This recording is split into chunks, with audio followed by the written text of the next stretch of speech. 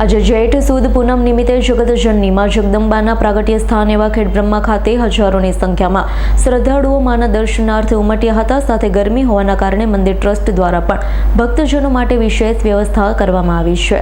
દરેક ગુજરાતી માસમાં જેઠ માસ શ્રેષ્ઠ ગણાય છે। આજે જેઠ સુદ પૂનમના દિવસે જગતજનની માં જગદંબાની શણગાર આરતીના દર્શન કરવા માટે સાબરકાંઠા જિલ્લાના યાત્રાધામ ખેડબ્રહ્મા ખાતે વહેલી સવારથી ઉપરોક્ત રહ્યા છે।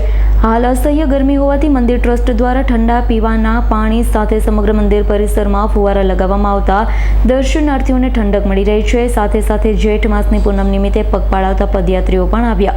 ખેડબ્રહ્મા અંબાજી માતાજીના દર્શન કરવા માટે સાબરકાંઠા, અરવલ્લી, અમદાવાદ, ગાંધીનગર, વડોદરા, સુરતથી દર્શનાર્થીઓએ લાઈન લગાવી હતી।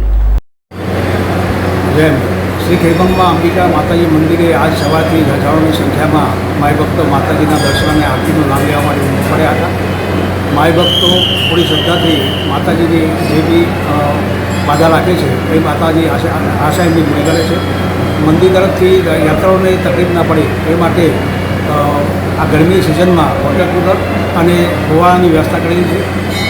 યાત્રાળુઓ માટે ₹20ની ટોકનથી યાત્રાળુઓ માટે જમવાની વ્યવસ્થા માતાજી ટ્રસ્ટ તરફથી કરવામાં આવી છે। મેળામાં અને મંદિરમાં વ્યવસ્થા જળવાઈ રહે એ માટે સીસીટીવી કેમેરા, મંદિર તરફથી સિક્યુરિટી અને પોલીસ બંદોબસ્તની વ્યવસ્થા કરવામાં આવી છે। Bureau report S9 news Khedbrahma. અમારી તમામ માહિતીથી અપડેટ રહેવા માટે જોડાયેલા રહો S9 ન્યૂઝ સાથે।